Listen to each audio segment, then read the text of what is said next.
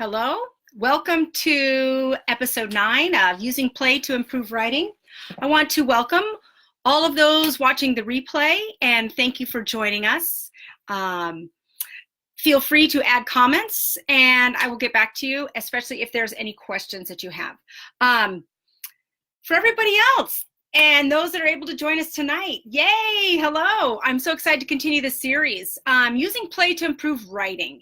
I feel like I've done this week after week, and I have. This is episode 9. I'm very excited. But each week we're tackling a different kind of play that can lead to some writing opportunity and some opportunity to improve writing.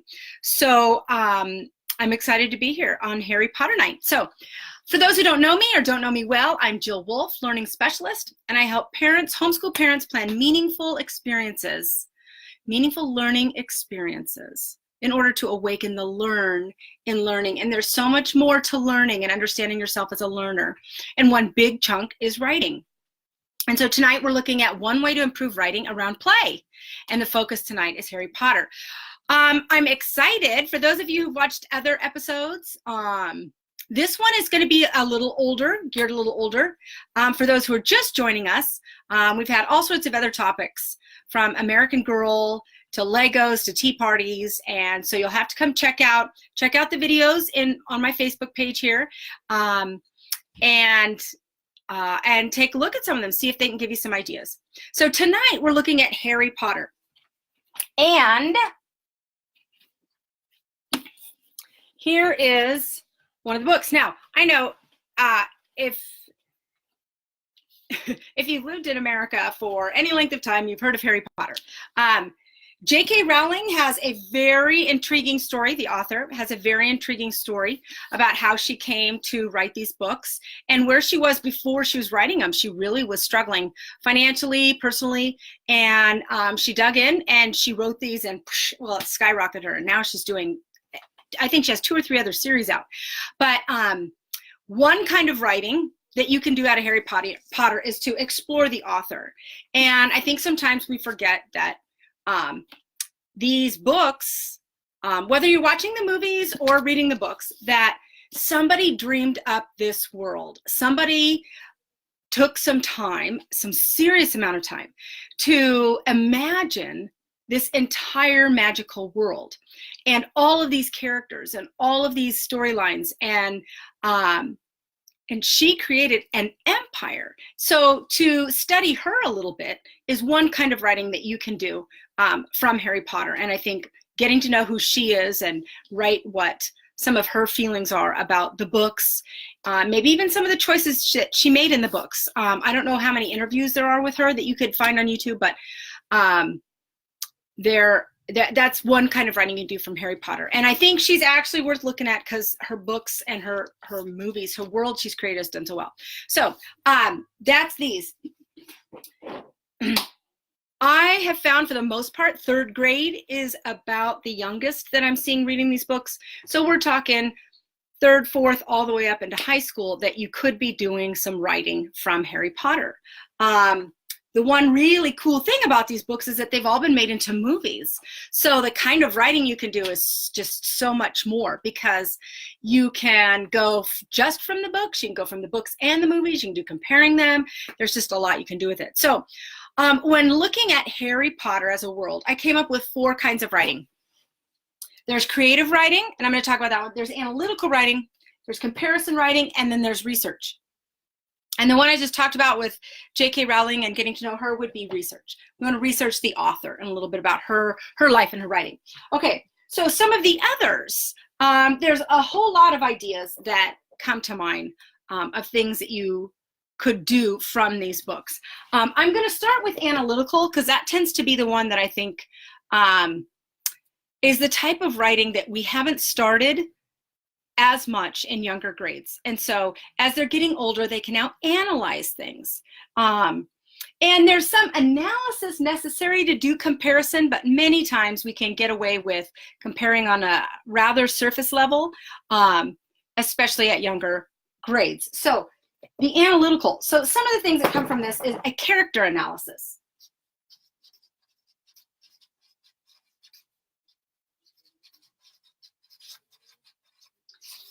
this type of writing is very common in middle and high school. They read any piece of literature and they have to do a character analysis. Who is this character?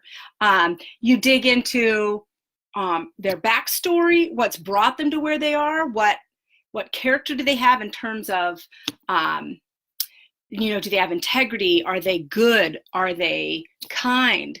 Are they forgiving? Are they mean? Are they evil? Are they whatever? So you can dig in depth and breadth of character analysis. And it's not just where they start, but it's their arc.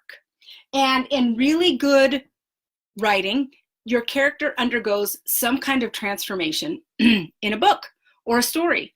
And in this case, you have 7 books. So you could do a character analysis. Let's say you're going to do it of Harry Potter. And where did he come from? Where did he start? How did he transform in the first book? And what caused that transformation? Character analysis is digging into not just who they are on a surface level. Hi, Karen. Welcome. But digging into the arc and what is it how do they change? Why do they change? What causes that change? And so understanding that and really good pieces of writing and stories can help you when it's time to be creative and you're creating your own characters. So there's character analysis. And you could do this over 1 book. You could do it over the 7 books, depending on how much your child is reading or enjoying them. There is the world. You can analyze the world.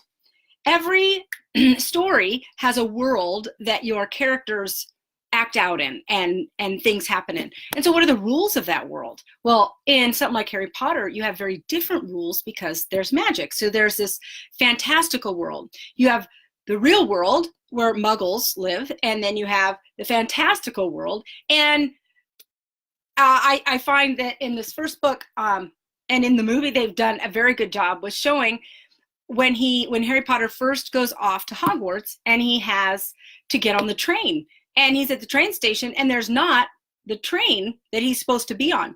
And so he has to go through this wall. So there's this, I have to step out and believe that I can walk through this wall into this other world. And so it's like they exist in the same plane, but so she's created an incredible world with its own rules. So there's some interesting rules. They're not allowed to do wizardry in front of muggles. There's limitations on what they can do their first year in the school. There's all sorts of rules. There's rules of the school, and there's rules of magic, and there's rules of the world in general that she's created. So you could analyze the world in some way. There's character analysis world, and then there's plot or the story. And you can analyze the story. What's happening in this? What's rolling out? If you want to do it over the 7 books, it could be what's planted in the first book that comes to fruition later.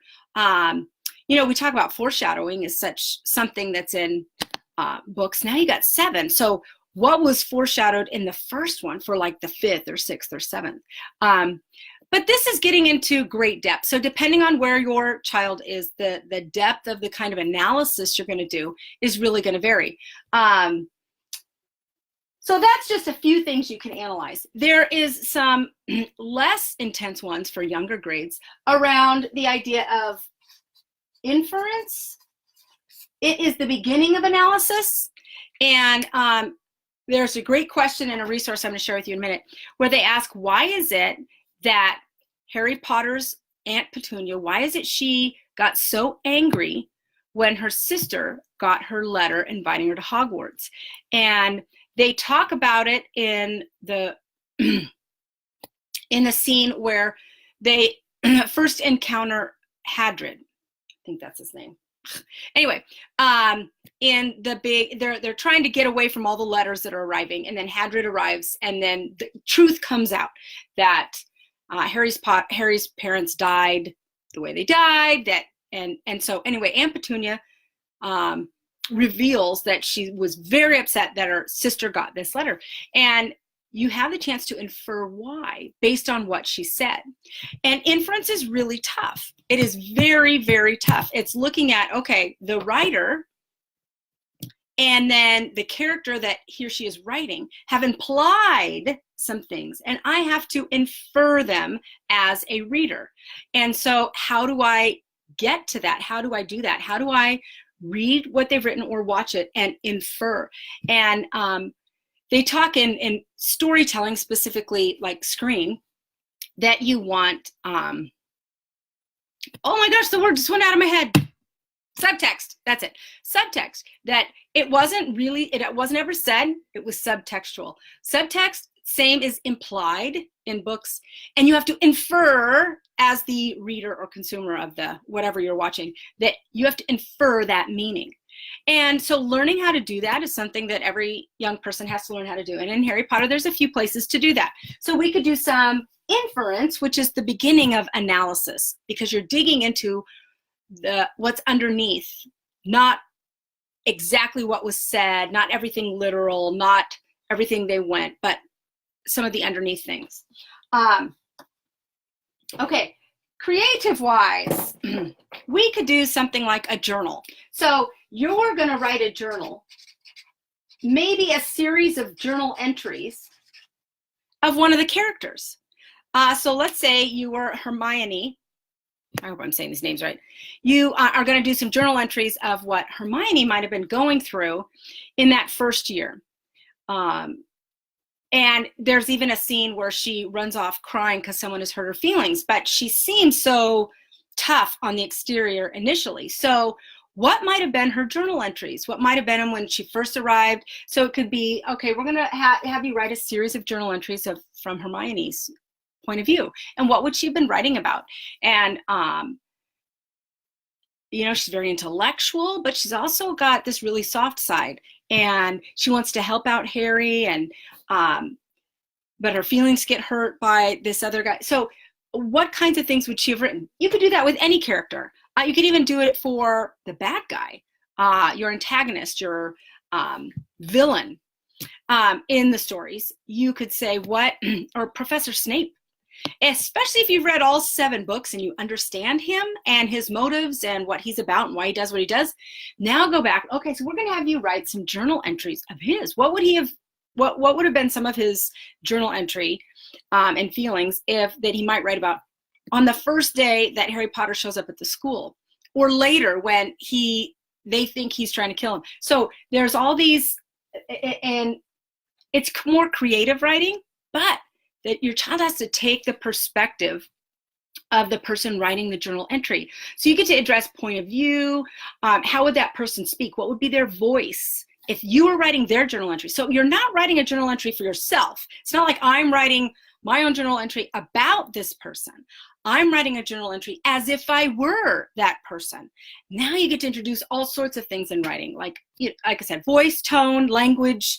What would be their feelings? What would they even write about? Would they even dig or not? That kind of thing. So you've got journal entries. You could take some of the characters that aren't necessarily, they're in the story, like Neville, or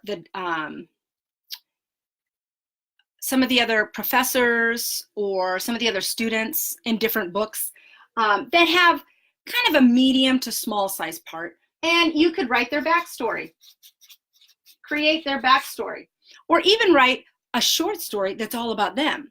So that's in the middle of this big world. You have Harry Potter, and you have the whole story that's being told in this world. And here's this character plopped down. And for the purpose, J.K. Rowling had a purpose for that character in the story.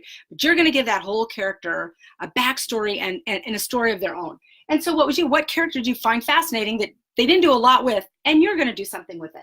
So backstory, or a story about a minimal character.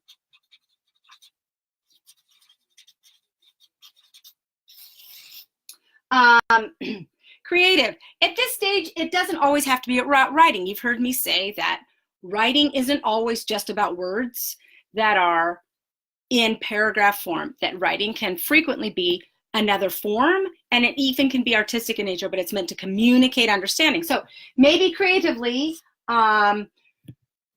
we're going to create a something that might be up in someone's room. Like, let's say that the students were supposed to make a collage as an assignment of what they've learned about magic, and or a collage about their family, or a collage about something. What would so-and-so's collage look like? And so you actually create some art,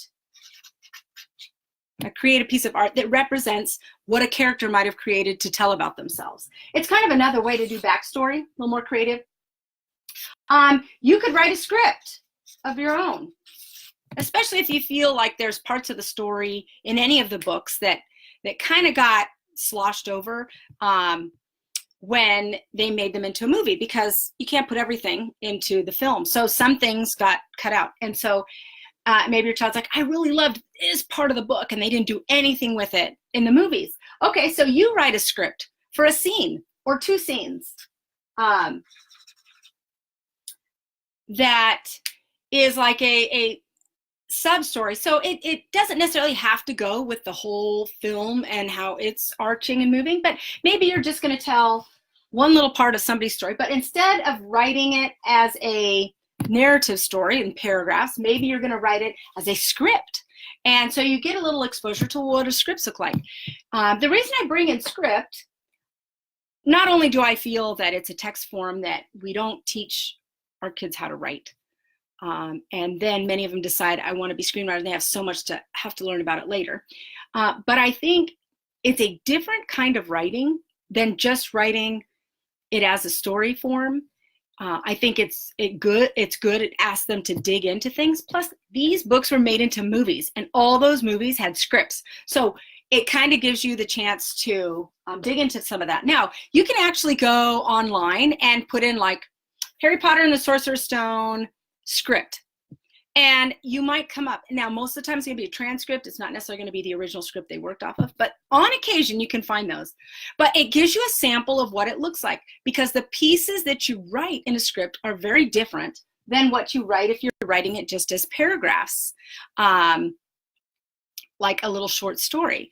So this is just another text form they get to explore, and because you're doing it in a creative way, they can learn the form alongside of some real fun things with the story they want to tell, or the scene that they want to do. Okay, there's a whole lot more of these, and as I'm going through, if they pop into my head, I'll add them. But I want to make sure we get to all of these. So then I have comparison writing, and I'm big on comparison writing because I think it makes us dig into I think it's a way of thinking that is not always developed in our young people. And then they get into high school or even beyond, and they're expected to know how to do this well. So comparative writing, you can start young. Harry Potter, again, 3rd grade and above, you can now go even deeper with your comparison. But comparison, you could just start with comparing two characters. For example, his name just left me. You have Harry and what's his friend, Ron. Compare Harry and Ron. They're both young men. They're in their first year. Well, I shouldn't say in their first year in the first book, but they started together. One came from a family where he didn't know anything about magic and he was hidden from it. One came from a family where everybody knows about magic and all his siblings are in the school. So you've got a lot to compare in those two. And they're friends. So as you're comparing things, what you can dig into, just straight, compare these two characters, but you could also dig into why would they be friends? What about them as individuals and them as what they have in common forms the basis for a really good friendship? Because Malfoy, another character, also comes from a family of magic. And he could have been good friends with Harry. In fact, in the first book, he tries to become friends with Harry. Harry kind of pushes him away and chooses Ron. So if maybe you compare Ron and Malfoy. So why is it Harry Potter chose one over the other as a friend? So you can do some different comparisons. You can compare some of the professors. The female professor, McGonagall. I'm never great with the pronunciations, but Professor McGonagall and Dumbledore, you could compare the one, the names are really escaping me because I haven't read them but once.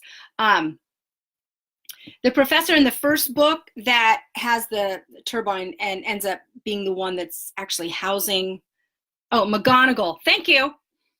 McGonagall. Am I saying it right? Anyway, so there's a professor in the first book, and there's a professor in like the fourth or fifth book, where it's the professor that ends up being the one that is the villain or the troublemaker, right? So you could compare those. That's if you want to go between books. You could compare, so that's characters. You could compare so this could be good compare. You could compare villains. You could do a comparison of Harry and Voldemort, because now you need more than the first book to do so, but they both are powerful wizards, and they end up going up against each other in such a strong way, and there's this like very strong feeling between the two. So how are they different? How are they similar? That's one thing. Let me stress. Comparison implies, here's my implication again, implies similar and difference. If I only want them to look at difference, I use the word contrast. But if I use comparison, it implies both. So you don't have to say compare and contrast. You can just say compare. And it is both the things that they have in common that are similar and the things they have different. Okay, so two characters, a bad and a good guy, are sometimes a good comparison. But that's characters. You could compare the books themselves, the stories. And how is it that they begin to reveal? So Voldemort is kind of revealed in the first one, and he rolls over time, right? More and more information is revealed about him over the 7 books. So maybe I'm going to compare what is it that I learn about Voldemort in the first book versus what do I learn about him in the second. Why did J.K. Rowling roll that out the way she did? I need to compare it first to see what information she gave me about him when. So you could compare a character within and between the books. The books to the movies. This is a fun one. This is one that I love doing. In fact, whenever there's a movie that comes out from a book, I try to read the book first, because I think that the conversation you can have is so much deeper. Some of it could just be, how did you picture it different? If you read the book before the movie or before you saw any of the posters, how did you picture each of these characters looking? How did you picture Hogwarts looking? How did you picture the different professors, or what magic would look like? And so that's one way to compare. What did I think it would look like, and then what did it actually look like? Quirrell, oh, thank you. That's the one with in the first book. Either you really know your Harry Potter, or you're looking him up for me. Either way, thank you. Okay, where was I? Comparison. Oh, we were comparing books to movies. I find some of the fascinating conversation about comparing the two is around 2 or 3 different topics. One, what was left out and what was added? So what is different about the book and the movie that is in the movie and not the book, and in the book and not the movie, and why? So the why is all speculative, right? I'm not talking to the screenwriter. I'm not talking to the director. And I don't even think those movies have like the special, sometimes movies like all the Star Wars have the making of that you can watch and you can like hear from the director. I don't think those do. Thank you. But so you're not actually talking to the people who made those choices. You're just speculating. But the why and what did it add or take away to have those pieces added or not? So in the book, what was in the book that's not in the movie? Why do you think they cut it out? And did it hurt the story as portrayed in the movie by cutting it out? Then you have, what did they add to the movie that wasn't in the book? Why do you think they added it? And did it enrich the story and the world? That's a great comparison. Now, I'll tell you, the comparison and analytical, just a side note here, both of those really need you as mom to have a conversation about this before they dig into writing. Even high school and early college students discussion prior to writing this really in-depth analysis or comparison is always helpful. It helps generate ideas. It helps me talk out and process some things. Even if your child, so if your child is very, I like to like process on my own, give them that time, then have a discussion, then go to writing, because you're just going to get a better first draft. And if you're only going to be doing a first draft, then you'll get a better one. If they're able to kind of talk some of these things out beforehand. They also will have the benefit then of your perspective, whether you saw something they didn't or they saw something you didn't, and how, and so that they're a little bit, they just will have a richer piece that they write. So back to comparison. Other things you can compare. So you've got the movies, the book to movies, the stories themselves, characters.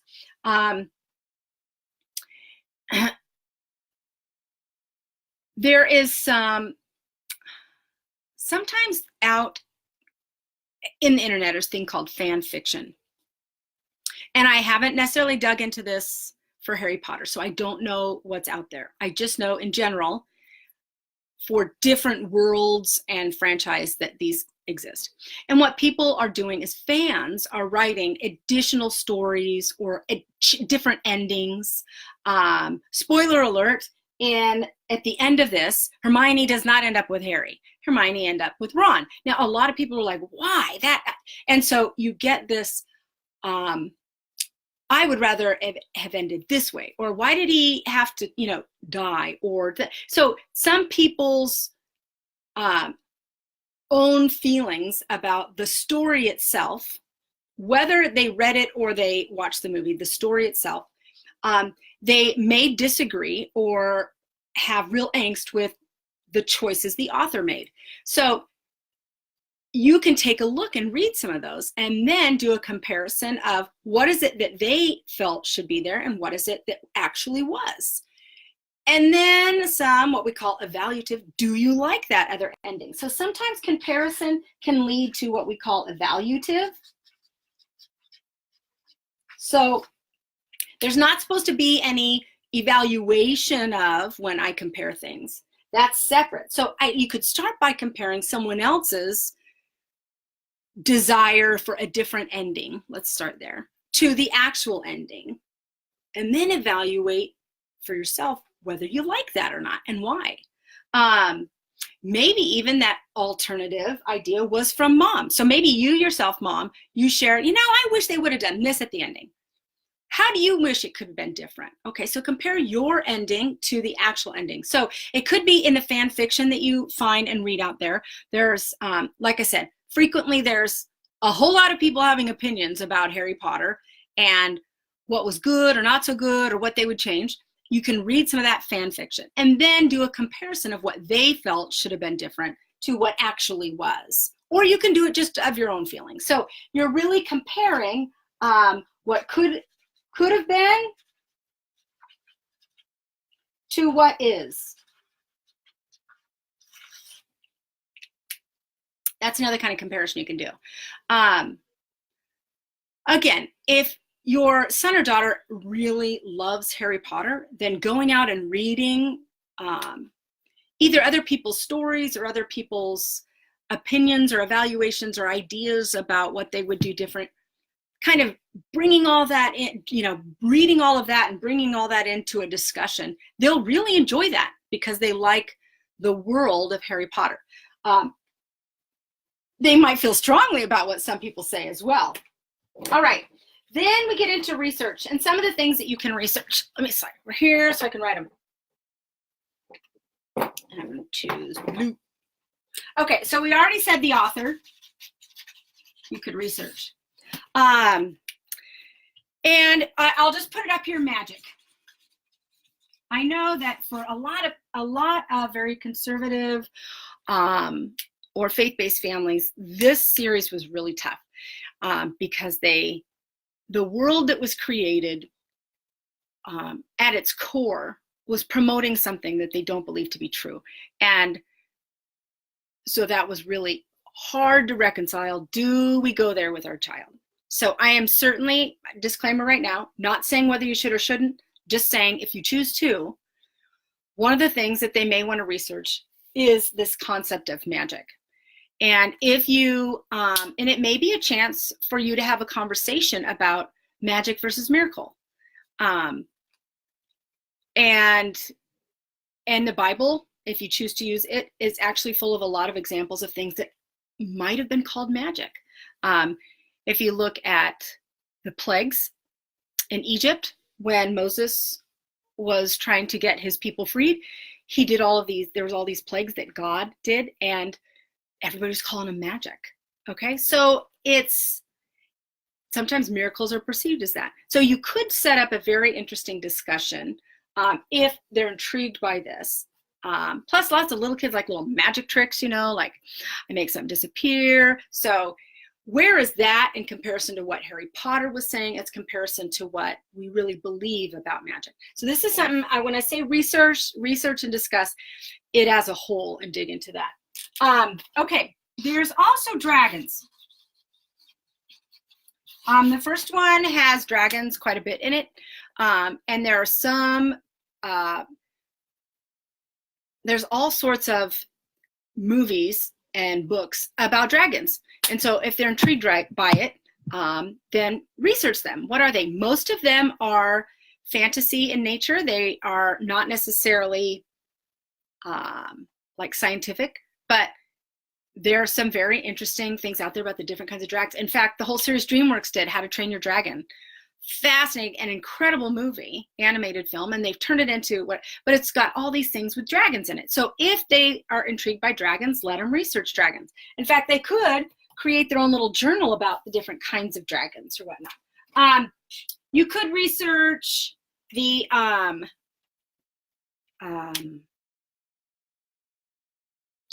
shoot. Okay, since the idea is escaping me, I'm going to go ahead and show you this right now. In the I'm pointing to my computer. You can't see where I'm pointing. In the description, I have put the link to this right here. I heard this gal speak. Actually, I think I saw a Facebook Live of her, and she uses Harry Potter with her kids, and so she put together this book, and it has, as she says on the back, over 100 activities to choose from. Some are math, some are art, some are writing, some are exploratory. And so she gave me a bunch of ideas, and she has some very specific. So while I'm talking in general and say character analysis, she actually has very specific prompts that set you up to do a character analysis. And so let me just read you a couple, because I think that if Harry Potter is something your child really likes and you want to engage this way, I think this is worth getting. Write a story with a troll as the main character. Research trolls. There's actually a kid's book called The Three Billy Goats Gruff that has trolls in it.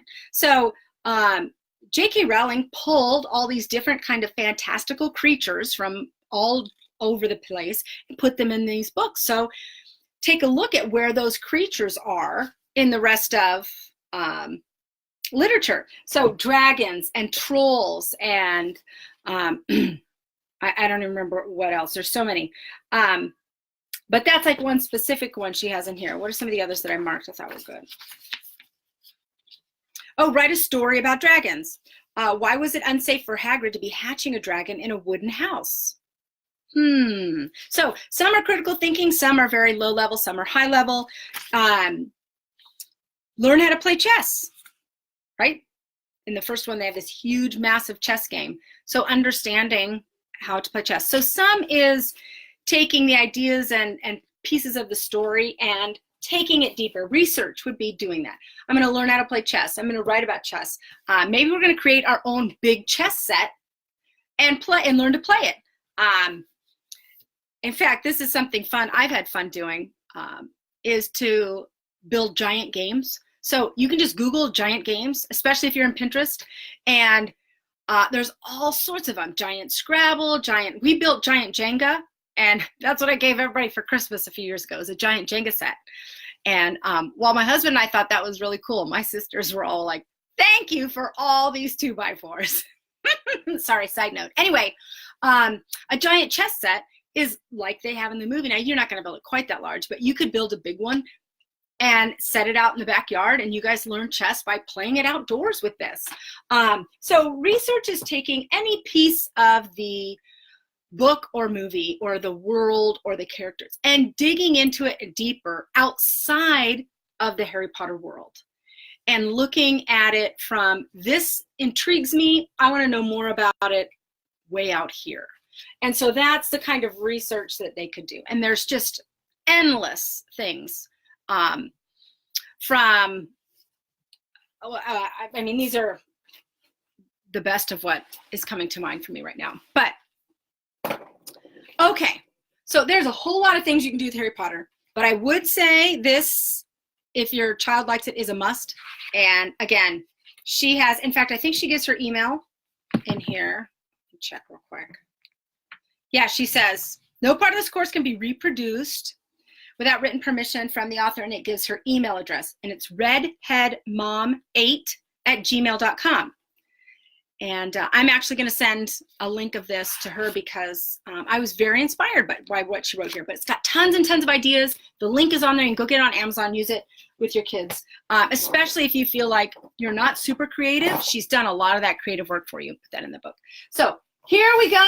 Let's improve writing through Harry Potter. And wow, I look at the time and I think, I can't believe it went so long tonight. But the kind of writing you can do from this is a lot higher level. So I had just lots of ideas that I wanted to share with you. So I hope some of these are helpful. And I'm excited to join you guys next week. For those who are watching the replay, you're in my group or in another group, make sure you come by, say hi, leave a comment or a question. And I just appreciate you joining me. And I want to say, from a learning perspective, that there's a lot to learn as we begin to write and work with writing with our child. And it really does even awaken more about understanding learning when we do things like this and tap into their play. So go get them, and please share with me if you use some of this, okay? See you guys.